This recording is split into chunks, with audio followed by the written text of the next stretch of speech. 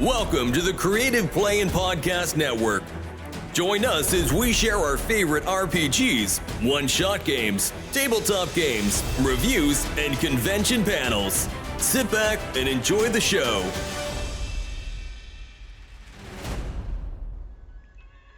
Hi, this is Kelly, aka Trixie from Ragnarok and Roll, assigned to Ragnarok Story, and Tilda Wimblewick from D&D Journey of the 5th Edition. First off, I would just like to say thank you to everyone for listening to our varied adventures, as well as for rating us on iTunes and rpgpodcast.com. If you haven't rated us yet, we would greatly appreciate it if you could. And if you're looking for more ways to support our efforts, we are now on Patreon, a great site where you can help us continue making more podcasts, as well as some special surprises for our patrons.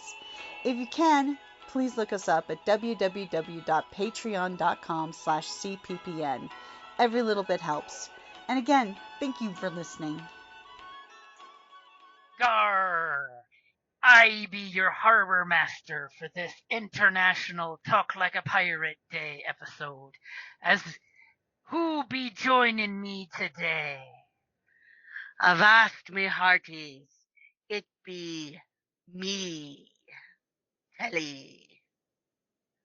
Gar, you're not gonna use your pirate name? Buxom Beth Kelly. Gar. So I'd like to say happy International Talk Like a Pirate Day. September 19th is always fun, shits and giggles. And in honor of Talk Like a Pirate Day that just happened to be on the day that we release our episodes, which is Thursday, I totally wanted to review a book that's been sitting on my shelf for about 2 months now that I've been wanting to play, especially with our Twisted Tales of the Sea Iron Kingdoms game happening on Mondays where they're undead pirates.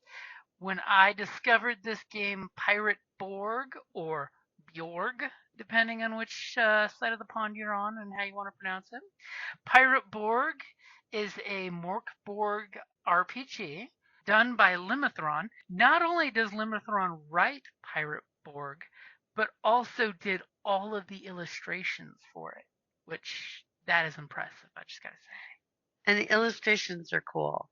Yeah, we're definitely gonna have to, since this is just audio, we're gonna basically get to geek out on the game for you guys, but we will totally do a flip through episode on Twitch or YouTube, so that way you can actually see and appreciate the artwork. I'll totally be sharing some pictures of the setting as well, just to help, really push through how great this is, because in Pirate Borg, it is actually a dark and grim Caribbean setting for a pirate age of piracy. Yes, basically, there is a darkness upon the sea. These tranquil islands betray the bears, the horrors that have unfolded in the dark Caribbean, and their constant state of war has spawned a new breed of outlaw, the pirates. But fouler things than men plague these waters.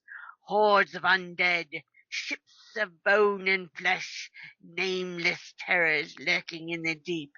But not the devil himself can save a man for his own greed. That's actually on the back cover of the book, which I thought was really kind of cool. Yar. Yar. I mean, if anything emphasizes in the first handful of pages the fact in this world where the undead skeletons and ghosts and zombie pirates sail the seven seas, ash, the actual item ash, is a snuff-like material. For those back in the day folks when they had the little snuff tins where they would snort the powder. It's basically ground up undead used to be a hallucinogenic drug. More than that, it actually can have different effects. That are temporary effects. Yeah. Some of them are really kind of creepy and others are kind of cool. And one thing I will totally throw it out there, because kind of the reason why I got this book originally was because it is chocked full of tables, random encounters, random ships. But when you take Ash, to give you an idea, if you roll a 1, you pass out for 1d4 rounds. Make a toughness DR save or instant death. The one that I like of the possible is if you roll a 2 and you get a mystical mishap, which the mystical mishaps, and of course there's charts and stuff that you roll, and certain things like your vision permanently fills with water and the world around you looks submerged and obfuscated. Presence tests involving the site. That's the coding. But then underwater, you can see like a fish. But here you're permanently gonna have blurred vision because you're right. It's like some of these are like really kind of cool. It is in classic MÖRK Borg style. It is a very, very lethal, crunchy game when it needs to be, but it's also very fun. I mean, if you're a fan of any of the Pirates of the Caribbean movies, you'll immediately notice it's grim, it's dark, it's serious, and it's ridiculous at the same time. Yeah, it's dangerous and but spooky supernatural and spirits and everything. It's really kind of cool. And the artwork in this book, I mean, I cannot go on enough about the awesome artwork. Every page is artwork. I kid you not. When we give you a flip through the book view, you'll see that each and every page has artwork that reinforces what's on it. And in different styles, which is kind of cool. Like when you get to the classes, one of the classes is a zealot, and it has a completely different flavor of picture than others.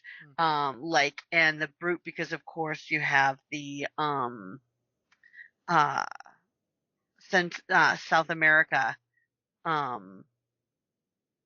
groups and stuff are involved, and you got that very Mayan kind of artwork, so it's like it spans different types of, it's just really kind of cool how they mix it up.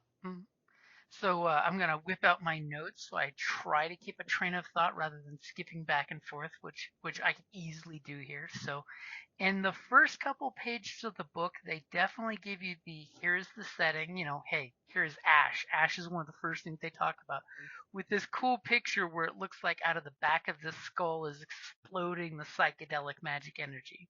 The colors are beautiful.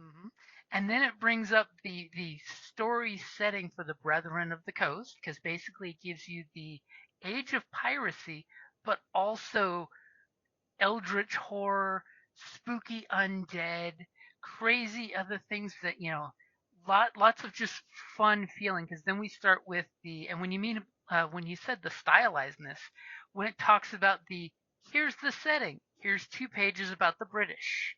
Here's 2 pages about the French. Here's 2 pages about Spain. So it gives you this, and then it immediately pops into oh, by the way, the wretched. So now that you've got the 3 major countries that were running the age of piracy across the world, because if any of you are a fan of Black Sails, you could totally take Black Sails and there's a campaign that's all you need right there, is to save Tortuga from the powers. Well, you have, I mean, more than just the British, the French, the Spanish, but I mean there are other factions. You have the old gods, the Cthulhu-esque, and the Yucatan. So I mean they're trying to broaden some of it, which I really appreciate. And one of the things as a GM that I love is on page 25 of this 168-page book. It's a small book, but packed full of stuff. They have the general history of the Dark Caribbean.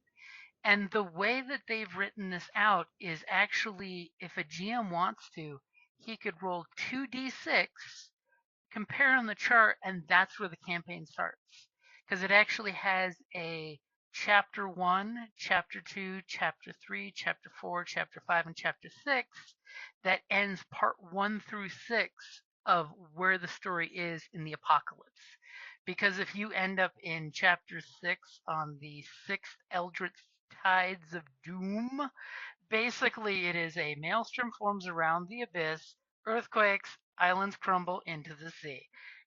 So you could randomly pick a point in the timeline of the apocalypse so the players can, head it off. Yeah.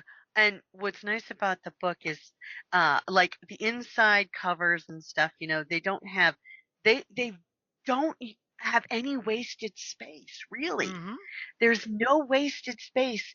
Even on the front insert, the book cover, the binding, they're charts. They're roll charts. They maximize, so easy access to different things. So like, the front page, what's in a name and creating a character, crowd, what you're doing, what your character's doing, looting a body, excuse me. It does. The inside cover on the front and the back is basically your GM screen. It's got all the information you need. And when you roll up a character, it's classic 3d6 for your stats. And then the modifiers are fairly close to what we're used to in D&D. So if you've ever played any D20 system, you know how to play this system. The only changes that they've made from classic MÖRK Borg is the abilities. You have your strength, agility, presence, toughness, and they've added spirit to give you the access to the magic and things like that, or the sea shanties, which I think is a great thing because basically in this setting you have sea shanties, which is a crew ritual that you can do, and hopefully you don't fuck it up. Well, and so depending on which shanty they do, it's basically some type of crew buff. Mm-hmm. Yeah, it's basically like which is kind of cool. A collective ritual that helps you out in some cool way. And when it comes to the dice rolling aspect, is this system is like a lot of the newer systems we're seeing where it is actually for the GM, it's diceless. The GM never rolls a thing, which is great. So the GM can focus on keeping the story pumping, keeping things going, and not having to roll dice for everything. So players will basically have to attack and defend themselves with dice rolls. And they're oh no, go ahead. Well, I was just saying, and there's basically 6 character types. Mm-hmm. So you could even roll a 6-sided die to say, well, what kind of character do I want to roll up? Here, roll a d6 and, pick it, in that way. But what another interesting feature of this is they have a mechanic, depending on whether the GM allows it or not, that a character that dies can still be that character and come back as a haunted soul, which of course there are 6 types of haunted souls. So, that's kind of interesting. Yep. Because this is a deadly game, characters, you probably want to have backups. But there is the possibility of keeping one sort of in play. You can be the one Captain Sparrow that always survives. That's his thing. The ship's new, the crew's new, but Sparrow survives somehow, unless the whole time we didn't know it, but he was actually undead all along. Yeah. And one also very nice thing is, of course, because there's a whole supernatural aspect, pretty much like you just assume you're going to be human. However, no, they do have the option for other classes, or basically you could have a merfolk, you could have an aquatic mutant, a sentient animal, which is kind of funny because like how you got to be an animal, or whatnot, you can pick, and they have a few choices. So I think it's, it's interesting, now I'm going to, like Stranger Tides, the horrible remake of a wonderful book that Disney did, had mermaids in that one, and I thought that was very interesting. This way, hey, you really like the movie? I like the book. You could be a mermaid, so to speak. And they have, like, in the Splash tradition, they can transform into a human. But same as, the Splash, they can't stay out of salt water too long. They do have to submerge, or, die. Yeah, that would be a bit of a buzzkill. Yeah. But I mean, the book is published by Free League, by the way, and of course, we can never say enough good things about Free League because they are just amazing. And when you do mention on Stranger Tides, actually for Limithron, that's actually one of the books he recommends. Not per se the movie, but the book is a big inspiration for him, which is cool. No, the book was fantastic. When I was younger, it was one of my favorite books. So just to backtrack a little when it comes to the mechanics part, because as a GM, I'm all about the mechanics. It's a D20 system, so when you do something, most often the players need to roll a 12 or higher on your D20, and you have your plus or minuses are like the classic D20 fare of -3 to +3. So if you roll an 18, it's +3 to your roll. And average things are basically difficulty rating of 12. We're used to challenge rating, they call it difficulty rating. Sometimes if you do something a little fancier, it might go up to a 16 or a 14, but basically you're rolling a d20, you're trying to beat the number. An interesting thing on the violence page, I love how they put the violence, that when it comes to combat, your players will roll an initiative once, and if they roll a d6, if it's 1 to 3, the baddies go first. If it's 4 to 6, the good guys get to go first. If they're good guys, I guess.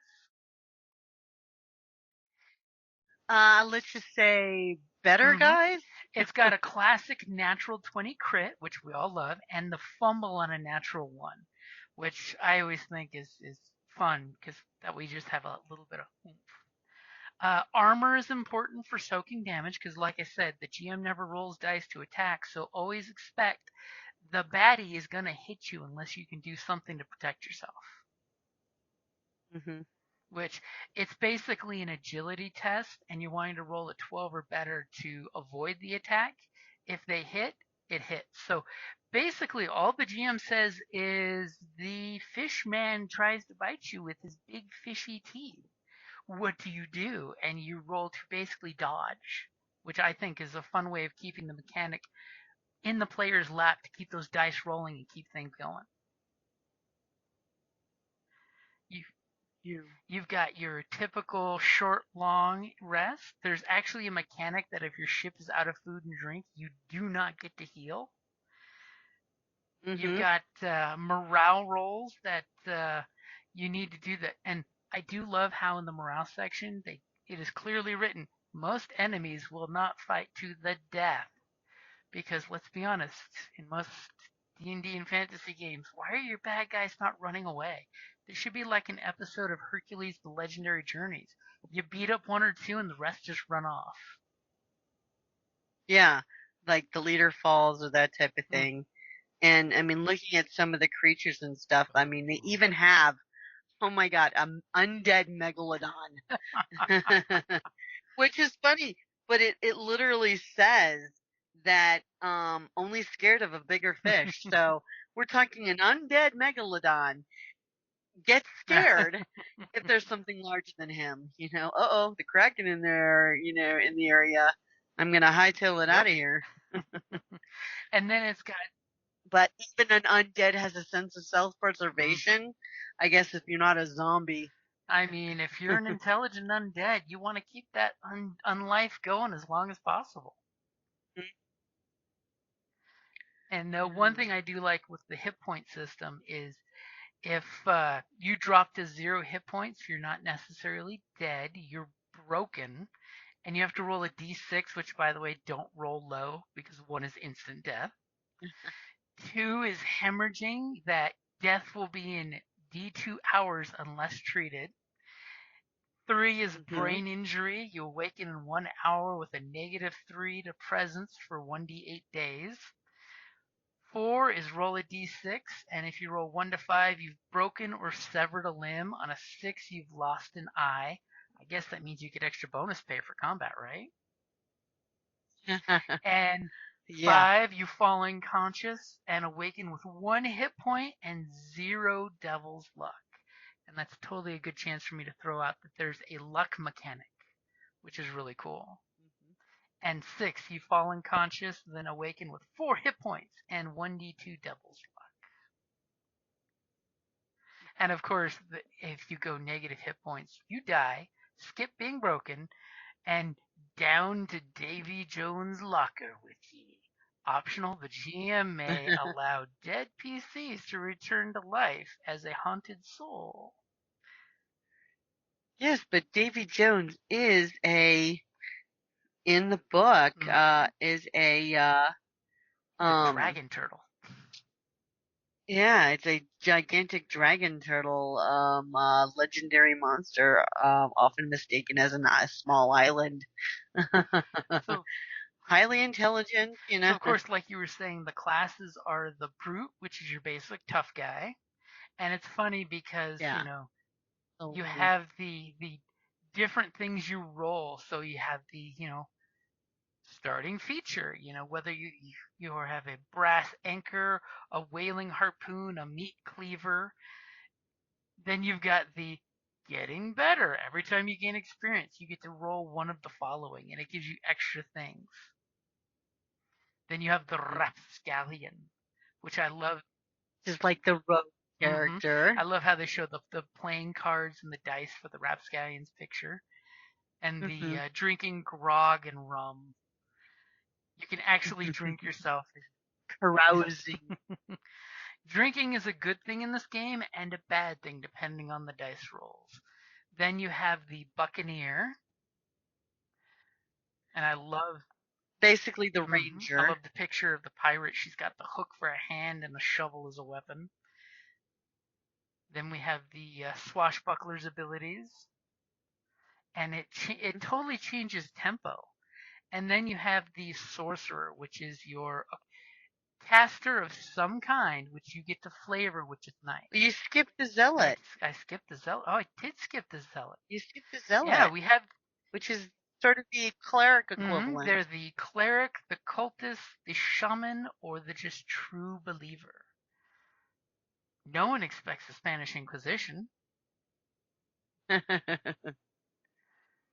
As you know, you can totally have a healer in the group, but healing's not that easy with magic.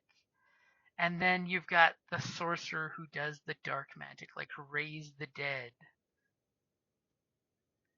or the necrosleep. A living creature appears to fall over dead, but when they awake, they remember everything. Classic zombie stuff there. And then the final class is the haunted soul, a possessed, infected, cursed, troubled, or undead individual. Yes, based on whether the GM allows that as an NPC or as a player character. And then you roll a 1d6 to learn your ailment, then roll a 1d6 to gain an additional class. Which means you could either be a ghost, a conduit, an eldritch mind, a zombie, a vampire, or a skeleton. And then, of course, they threw in the tall tales. If you want your merfolk or your Port Innsmouth aquatic mutants, I mean, they totally have the anglerfish mutation. And you could have chicken feet. Everybody wants foul. Foul. Gain the ability from one random relic and one random ritual. When you are killed, the ghosts of 100 chickens swarm your assailant, ripping their spiritual soul from their flesh. That's totally you calling foul. I call a foul. And of course, you can have sentient animals. So those of you who loved Pirates of the Caribbean, you could totally have the clever monkey. That means you were having excellent climbing, and you roll a d10 for starting weapon. You could be a little tiny howler monkey or a biltrat. And or a parrot. And then once you've selected, you've rolled up your stats, you've picked a class. Parrots are lucky. Then comes more dice rolling for your characters.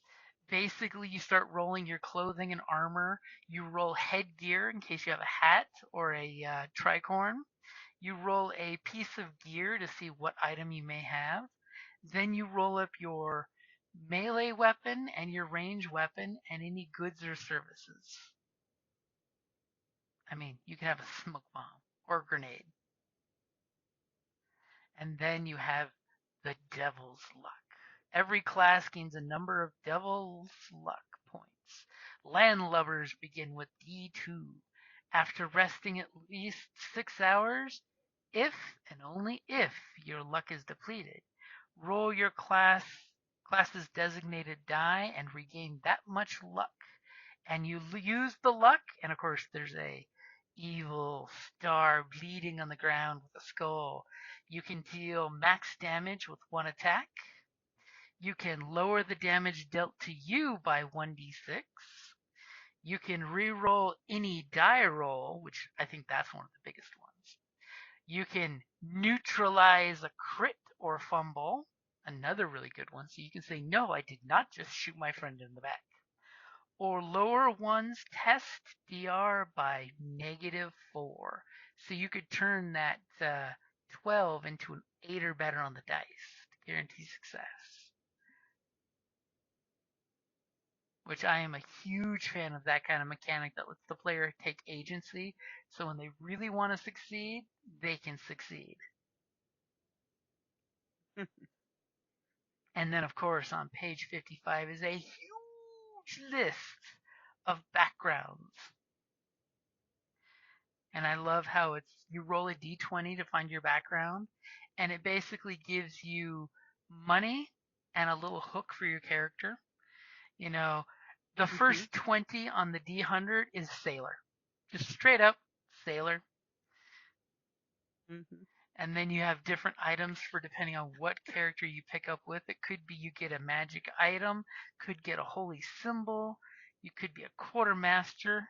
Yeah, but it's a 1d100, so you never know what you're going to get with the backgrounds. I mean, it's going to be totally random because, let's be honest, Age of Piracy, sailors came from every class and background imaginable. You did indeed. And then, of course, I love, and this would be a one where normally I tell players on charts they can roll twice and pick the one they like. I like this one as is. You would roll your distinctive flaw. And your options are drunken lush, stubborn, mocking, sardonic cheer, way too loud, stupid, coward, cocky, slightly deranged, aggressive, anxious, cheater, selfish, lazy, hedonistic, impulsive, ostentatious, paranoid, pretentious, sadistic, or disloyal. And then you would, of course, roll under the physical.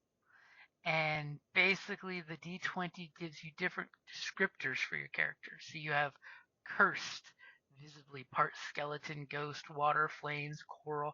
So you have some evil curse showing on your character. You could have a missing eye. And by the way, there's no mechanical deficits for these, which is nice. So it's all flavor text.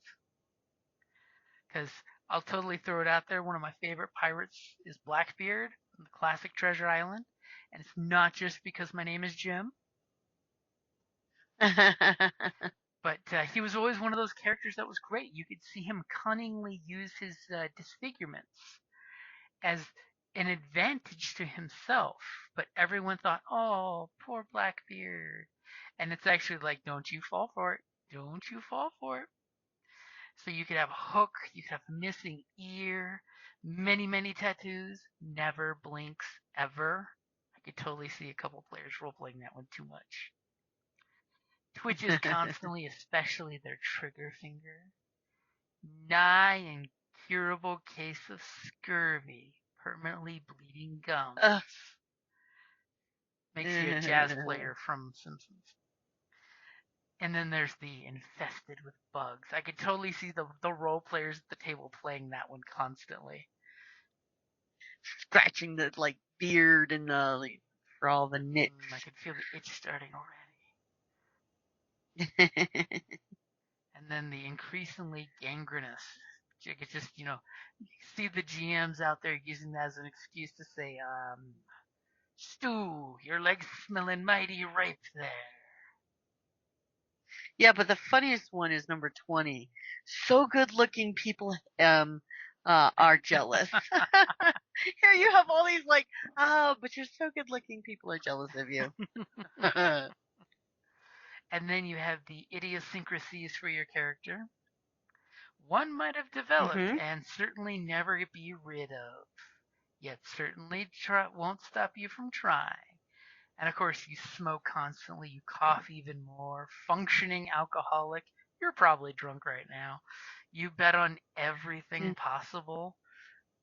Rats are your favorite meal. I mean, the chart just gives great instant character feel for your characters. And then you get the next chart, which is the unfortunate incidents and conditions. And one of my favorite on there is, you died once already, but hell didn't want you.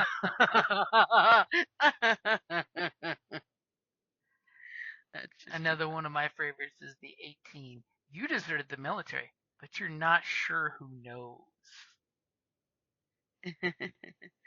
So. And then there's other ones like roll a d2. On a 1, you're a failed mutineer. On a 2, you are a successful mutineer. What does that say to your relationship on the ship, Every time mutiny comes up, everyone consults you because you are the successful mutineer. I mean, another one, because we all know pirates were a superstitious bunch. So you have, if you rolled an 8, the last 3 ships you crewed all sank. Yep. It's a jinx. And all. I think that's actually where the term comes from, jinx. Is if you survive a shipwreck, you are jinxed, and it can follow you. You can be shunned by crews because of that.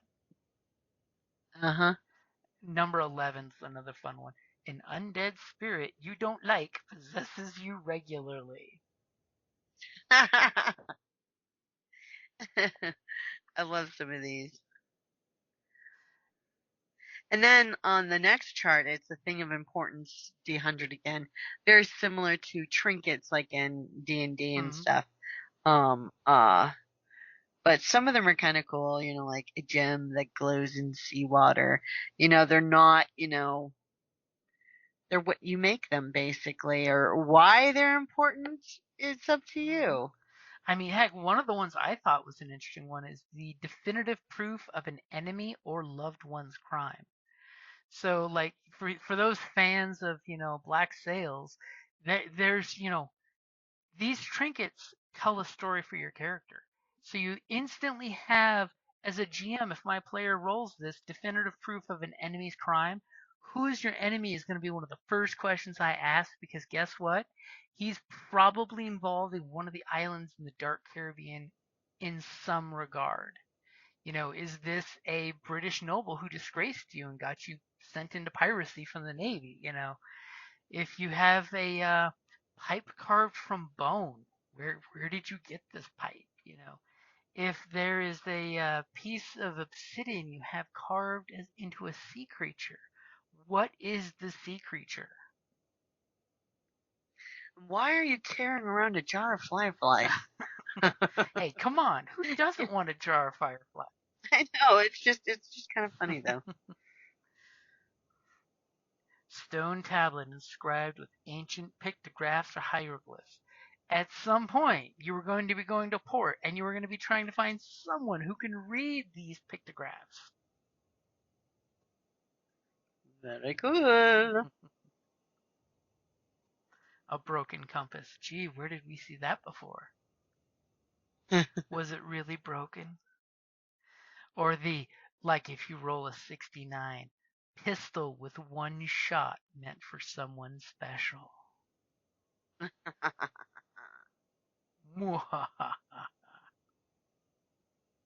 And of course, I love in the pictures how the artwork sprinkles different things like Black Coral Bay, because part of the page is unused for the 100 chart, so they put this beautiful islands picture there. And then, again, no space is wasted really, but it's still chock full of illustrations. And then we've got the ancient relics. Relics can be used to access ancient magical powers. Use your action to activate one in your possession. After using a relic, take a spirit test, DR12. If you fail, you are stunned for the next round and that relic cannot be used until the next dawn. On a fumble, the relic is permanently destroyed or depleted. And then you lose 2d hit points, and the GM decides the effect on a crit, if any. And you've got different things like, cross of the Paragon. So because of this magic cross, you get +1 to attack and +1 to damage for 1d6 turns. Or the conch shell from the abyss. Ask a nearby corpse or any creature that died at sea within 100 miles one question. Which one of the relics is your favorite? Well, let's see. Some of them are kind of creepy. As they should.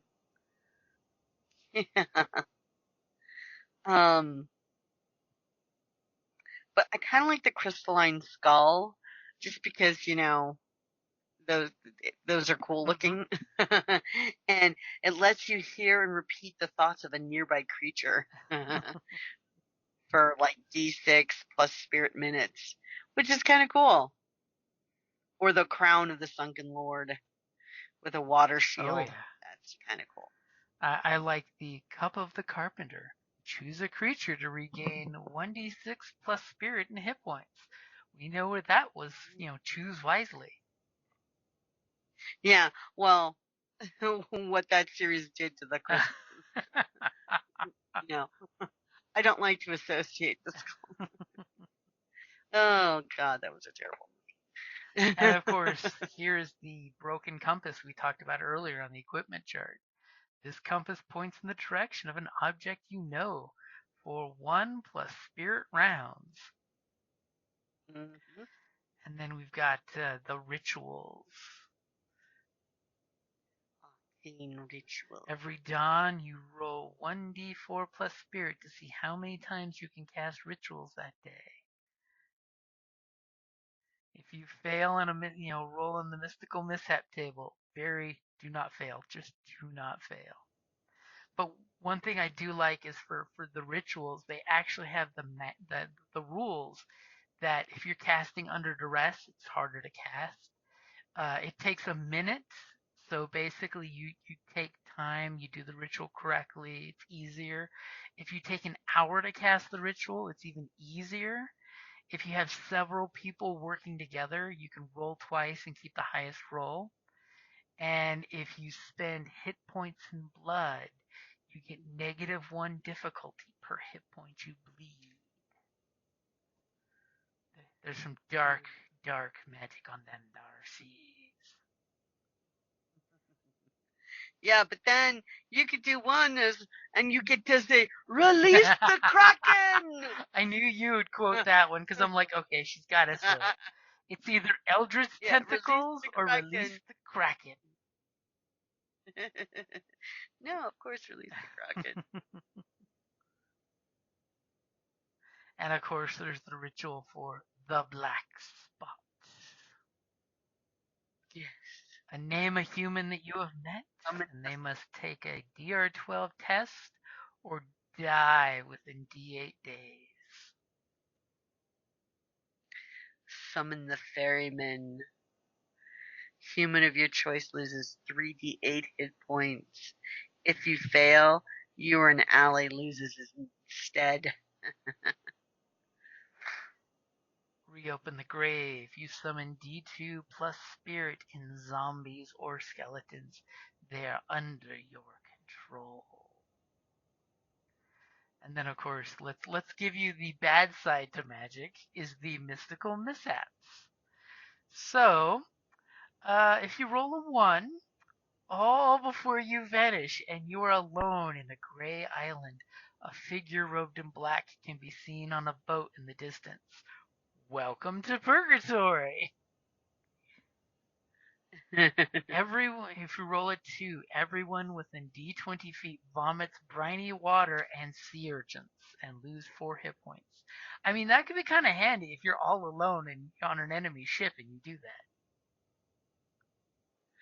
True. Then you've got, on a 3, a wraith appears, the ghost of an old captain.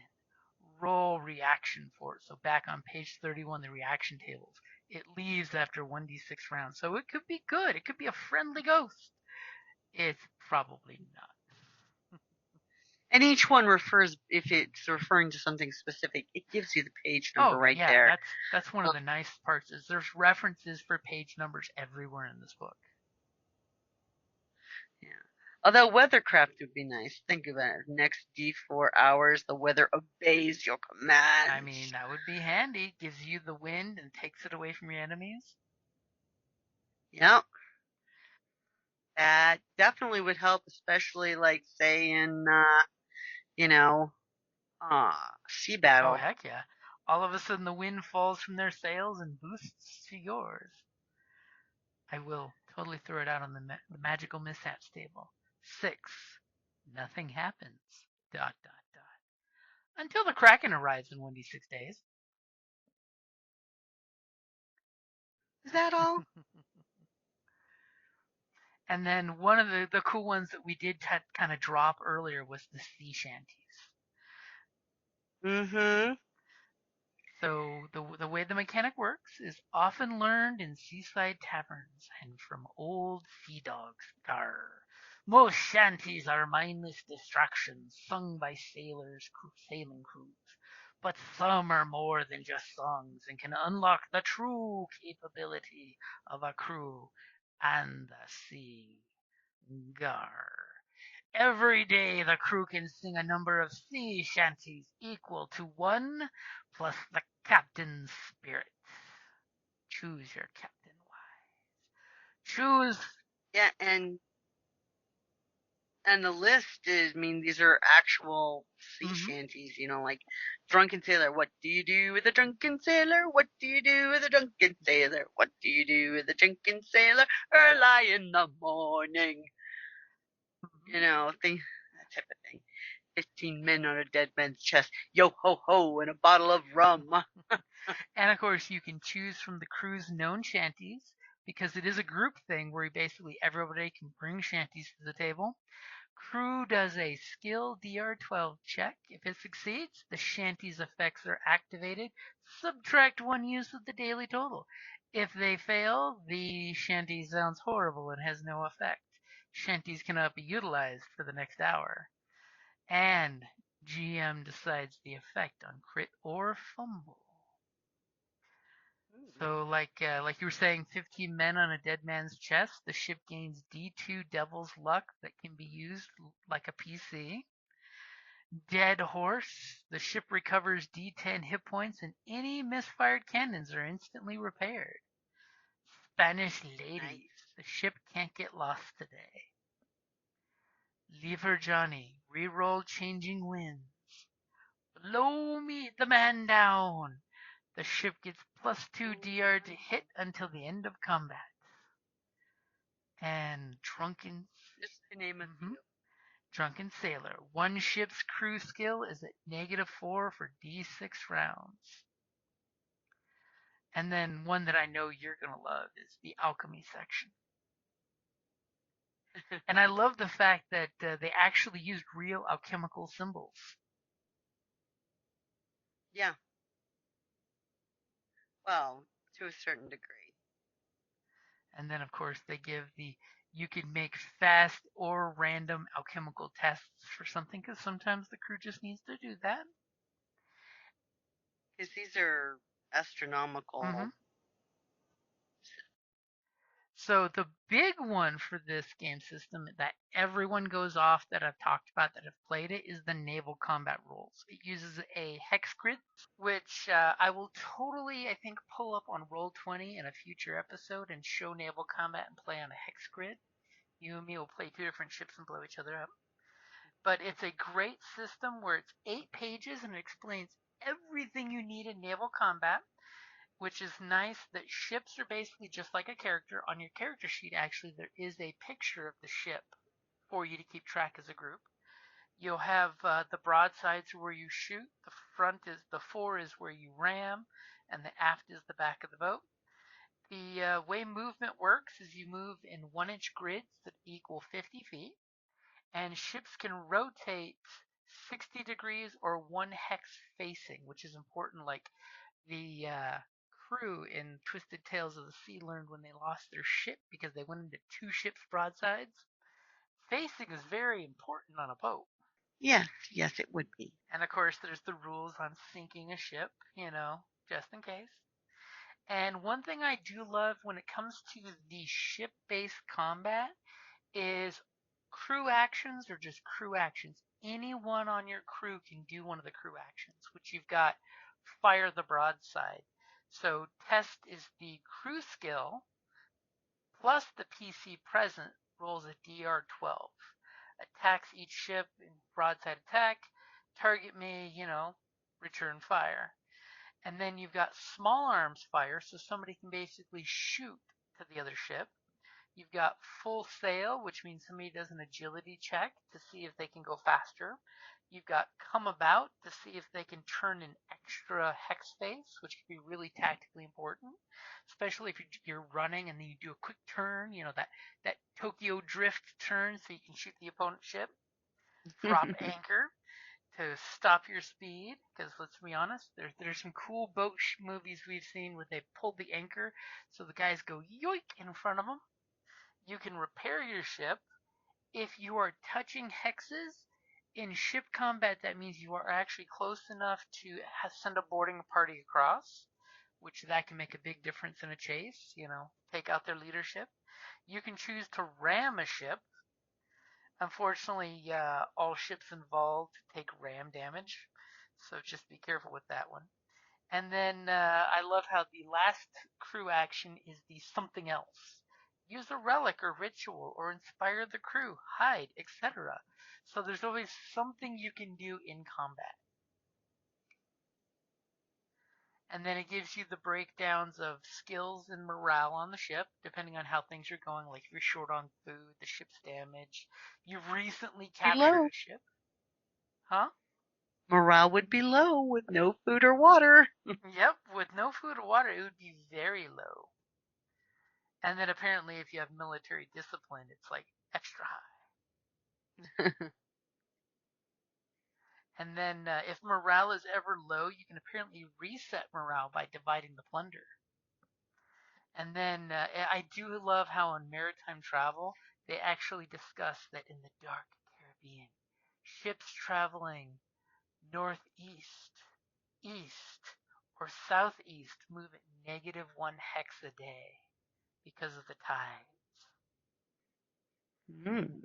And then different special crew members, some NPCs or experienced PCs, might improve or hinder a ship they are on by using certain skills. Like if you have the legendary captain skill, you can take an extra crew action each round, even if it's already been taken, which normally you can only do each action once. So having a great captain barking orders, that helps.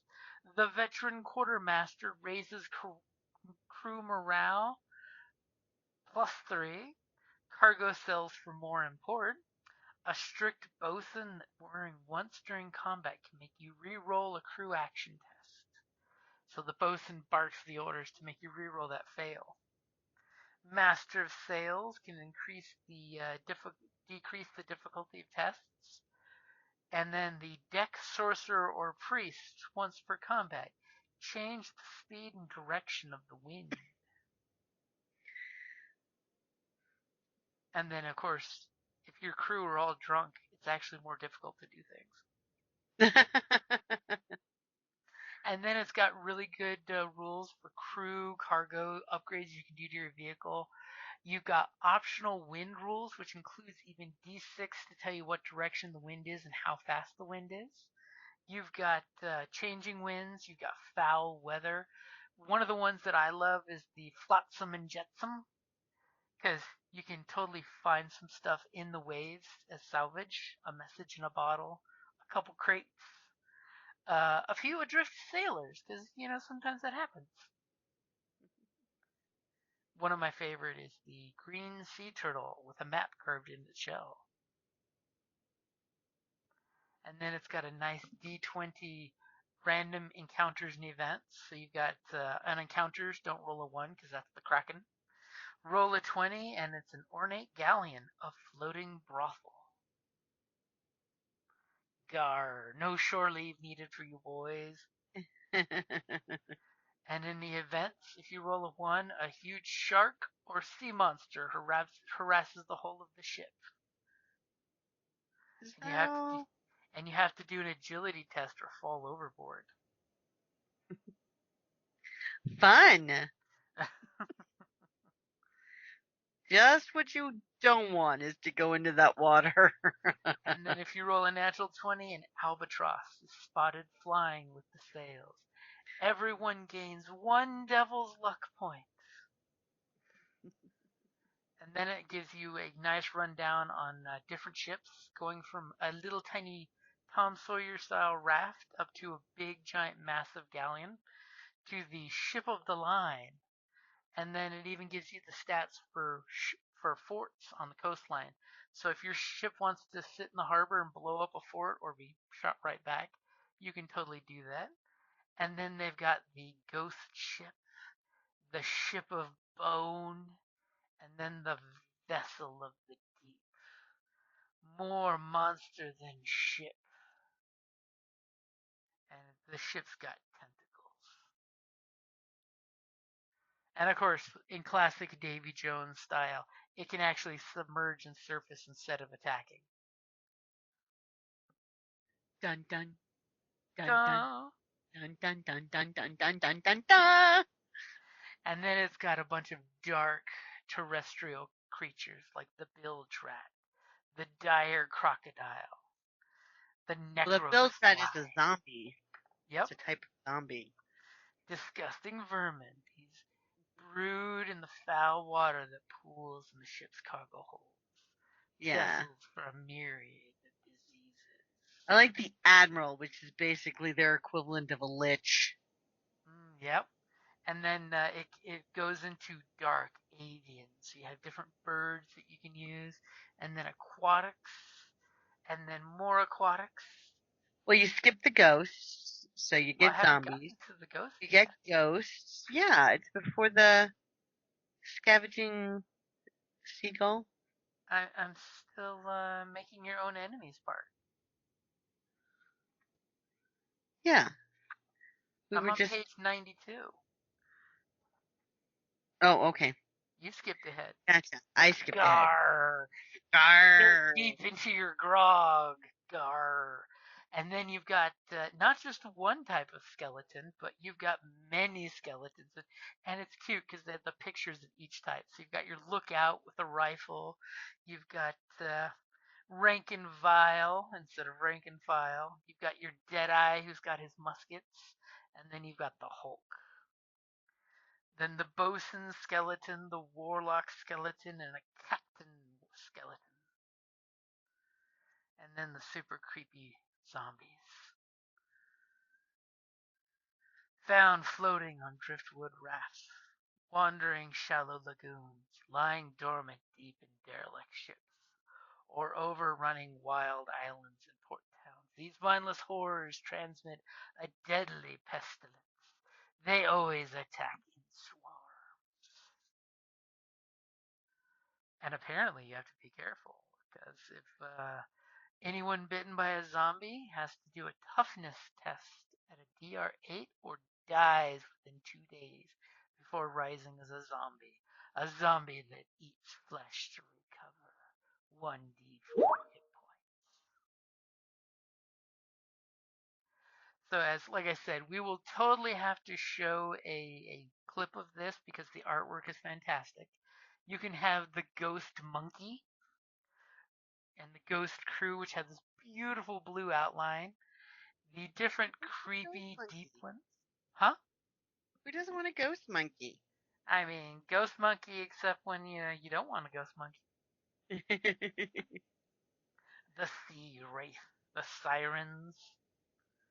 I mean, I do like the sirens because it's totally Ursula. And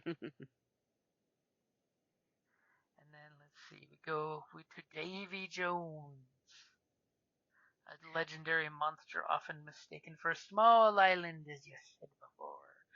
Gar. And then you have the coral shoggoth in the old one's fashion. Then you have undead cannons. I mean, there's nothing worse than an undead cannon that actually is marrow cannons. Yep, the marrow cannons are sentient undead weapons. Skilled necrosmiths plunder the graveyards to build these contraptions. And then you've got the archetypes for characters, which is the naval mastermind, the inquisitor, the necromancer, and then the Cthulhu-esque sunken ones. And then for more charts, because have we said this game's got a few charts? It's got charts. You've got different types of ships and ship names, so the GM can just drop some dice and go. Oh, okay. You run into a ship. Oh, okay. It's called the Demon Wake. There you go. The Hellspire. Oh no, look, it's short-handed. Half as many actions as normal. And it's near mutiny. But not only, where is it? What type of ship? What happened here? It's like they have all, do they have special cargo? What's it's got a whole bunch that you can do on the fly, really. Yeah, and it even gives you and like the title page says, and their cargo is, so you can run, and not only is the cargo options, but you actually have a plot twist table of, there's something unique about this. Like, oh, by the way, all the crew are zombies. Or someone on board is related to a PC's backstory. And then you've got further ones of where is this ship? What happened here? What type of ship is it? Is one in one of the rooms, roll a D8, and it gives you some more options of things to put in there, as well as odd features, current occupants, and then there's the massive buried treasure table, which is it's so massive they shrunk the font to fit everything on buried treasure. And then doing different treasure maps. What is the map made out of? What is the geography? It starts at a totally unknown location. Invisible ink is revealed by the light of the moon. We know where that one's from. And he totally provided treasure map icons. So for those GMs that don't know a treasure map, you can totally snip and use those icons to make your own, as well as the pirates' riddles. And then we've got a section for uncharted islands, so you can create random places on the go. You've got the stopping a pirate can be dangerous to your health. Roll 3d12 and read the tables from A to C. Save the dice. And it gives you the A wanted cutthroat with unmatched beauty wielding a broken bottle. And you could instantly just come up with it just like that, just by rolling 3 dice and consulting there. As well as the extra names, tons of name charts. extra jobs and things that you could use, as well as complications for it. There's a D20 chart for rumors. I'll totally pick up my random one that the lonely widow, who is 20 plus D50 years old, is looking for a date to the governor's ball. And then from page 128 on, it's got the Curse of Skeleton Point is the one-shot adventure. And by the way, it's totally not a one-shot adventure. It is a full-on sandbox campaign location. And it gives you different ideas of if you don't have a captain on the ship, here's some NPC captains you can use. There's plot hooks for why you're here, who you're here to see. There's a whole bunch of different characters, including an undead conquistador known as the Baron, a powerful conquistador. The Baron haunts the old crumbling castle built by his family when they settled the island. His name is long forgotten to time. And basically it's got dice for what is he doing, so you can randomly as a GM just roll to find out, hey, what is this NPC doing? And it's got a nice little map that you can give to your players. And one of the things that I love with this is there are random events, so if your players are doing nothing, the story is progressing without them. So as the GM, you can totally set up, okay, you guys decided not to fix this problem, here's what's happening in its place. And then you've got another location, Coral Town, which has got some nice little locations in there as well as some. And then the jungle. It's basically page after page of extra random things, and then you have the nameless temple. And the beauty is there's more tables to roll on for the plot for it. More tables. More tables for the shrine of the nameless skull. It's probably a crystal skull, I'm just saying. And basically it's literally a dungeon crawl for your pirates, including some cool maps in there. Then you've got the Death's Head Swamp. Because sometimes your pirates just need to go into a swamp. Followed by the Black Coral Reef, which again, more tables. And then we get to the character sheet on page 162. It's a 2-page character sheet that they're facing each other. And it gives you everything you need to roll on the character sheet. So on your ability scores, it flat out tells you 3d6. And then it has your strength, agility, presence, toughness, and spirit with pips that have your numbers listed. So as you roll the dice, you know which pip that you want to put your circle on. So at a glance, you can see when I roll my d20, I'm plus that number, which is nice. It's got the d6 chart for what kind of container you carry. It's got the d12 for what kind of cheap gear you have. And then it's got and of course, I'm sure you would like the pet one, right?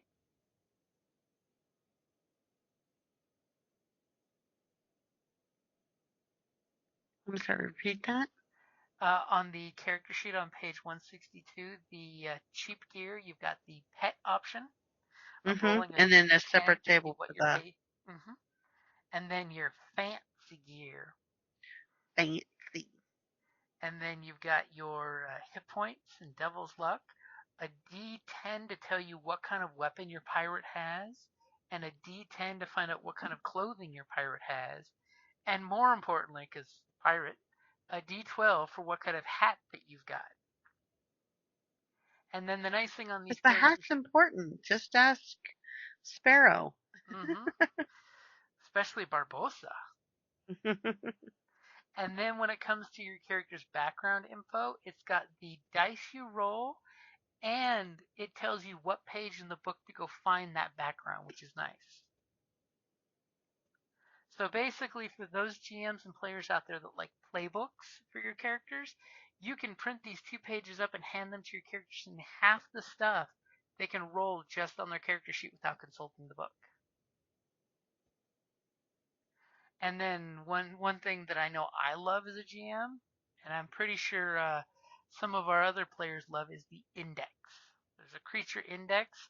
Not only does it tell you the creature's page number that it's on and name, but it also, on the index, in the last couple pages of the book, gives you its hit points, its difficulty number for avoiding its attacks, its soak, and its damage that it deals out. So a GM can just print up these 2 pages at the back of the book, and that's all they need at a glance for all the monsters, which is great. And then, of course, you've got the full-on index. And then you've got basically the last 2 pages inside the book cover is a GM's cheat sheet. It's got weapons and their damage, an abridged version of naval combat, how to use different weapons in the system, how much ammo costs, what happens when a ship sinks, ability tests, violence, which is your initiative in combat, and what kind of, things you can do with Devil's Luck. And of course, the tables for when someone is broken.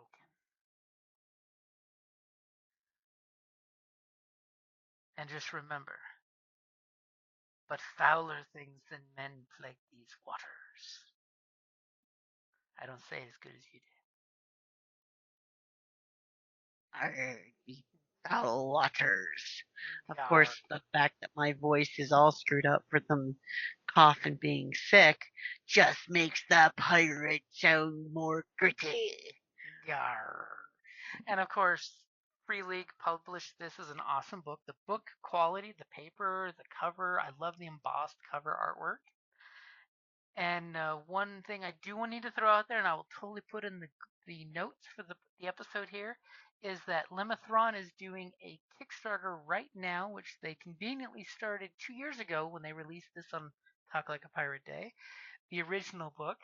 They now have just released a new Kickstarter with a new starter set for Pirate Borg, as well as 3 new adventure books. Not just, an adventure, page 2. It's actually 3 new books.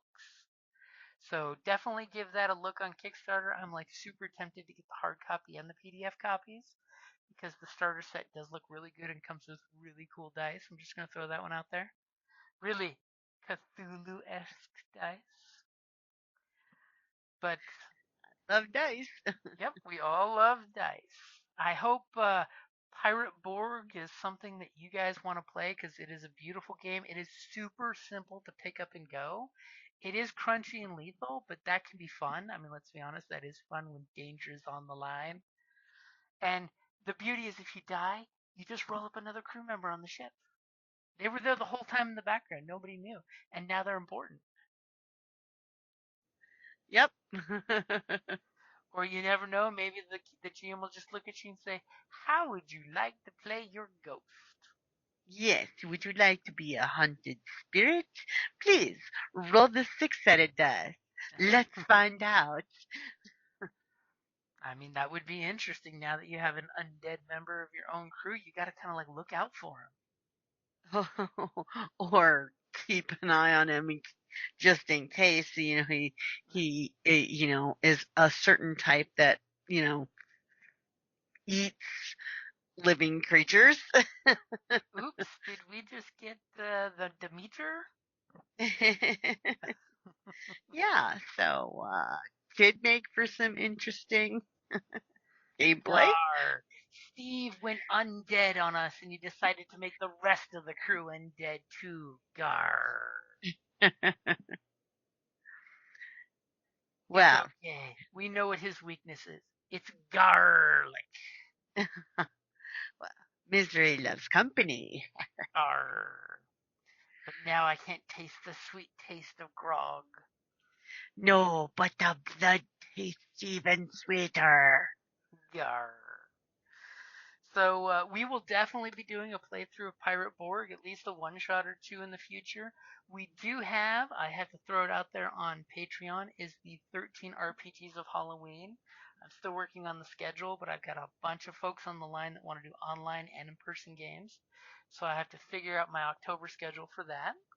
As well as there are some current polls on Patreon for changing channels on our campaigns that wrap up fall, if we should continue those same campaigns or if we should change channels into something different.